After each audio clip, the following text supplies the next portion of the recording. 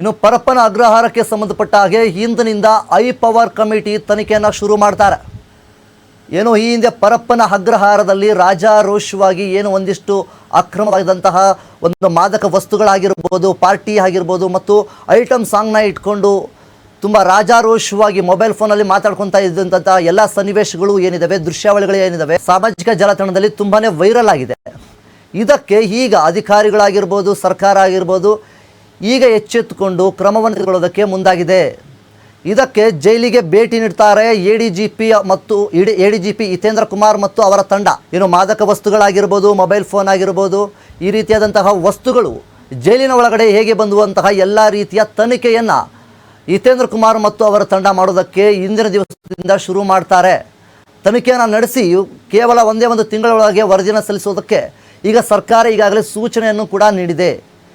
ಈ ಅಧಿಕಾರಿಗಳು ಎಷ್ಟರ ಮಟ್ಟಿಗೆ ಇವರ ಒಂದು ಕೆಲಸವನ್ನು ಅಚ್ಚುಕಟ್ಟಾಗಿ ಮಾಡ್ತಾರೆ ಅಂತ ನಾವೆಲ್ಲ ಕಾದು ನೋಡಬೇಕಾಗಿದೆ. ಯಾಕೆಂದರೆ ಅಲ್ಲಿದ್ದಂತಹ ಪರಪ್ಪನ ಅಗ್ರಹಾರ ಜೈಲಿನಲ್ಲಿ ಸಿಬ್ಬಂದಿಗಳೇ ಸ್ವತಃ ಏನು ಮಾದಕ ವಸ್ತುಗಳನ್ನಾಗಿರ್ಬೋದು, ಮೊಬೈಲ್ ಫೋನ್ಗಳನ್ನು ಕೊಟ್ಟಿದ್ದಾರೆ, ನೀಡಿದ್ದಾರೆ ಎನ್ನುವಂತಹ ಆರೋಪಗಳು ಕೇಳಿವೆ. ಈಗ ಕೈದಿಗಳಿಗೆ ಇನ್ನಷ್ಟು ಏನು ಇಷ್ಟು ದಿನಗಳ ಕಾಲ ರಾಜಾರೋಷವಾಗಿ ಕಾಲವನ್ನು ಕಳಿತಿದ್ದ ಕೈದಿಗಳಿಗೆ ಬ್ರೇಕ್ ಆಗ್ತಾರಾ? ಈ ಒಂದು ತಂಡ ಈ ರೀತಿಯಾದಂತಹ ಘಟನೆಗಳು ನಡೆಯದಂತೆ ನೋಡಿಕೊಳ್ತಾರಾ? ಮತ್ತು ಇಲ್ಲಿ ಏನೆಲ್ಲ ಆಗಿದೆ ಅದನ್ನು ತನಿಖೆಯಲ್ಲಿ ಇವರು ತಿಳಿಸ್ತಾರೆ ಎಂದು ನಾವೆಲ್ಲ ಕಾದು ನೋಡಬೇಕಾಗಿದೆ. ಇದಾಗಿತ್ತು ಇಂದಿನ ಸುದ್ದಿ. ಮತ್ತಷ್ಟು ಸುದ್ದಿಗಾಗಿ ನೋಡ್ತಾ ಇರಿ ಜನತಾ ಟಿವಿ, ಸದಾ ಜನಪರ.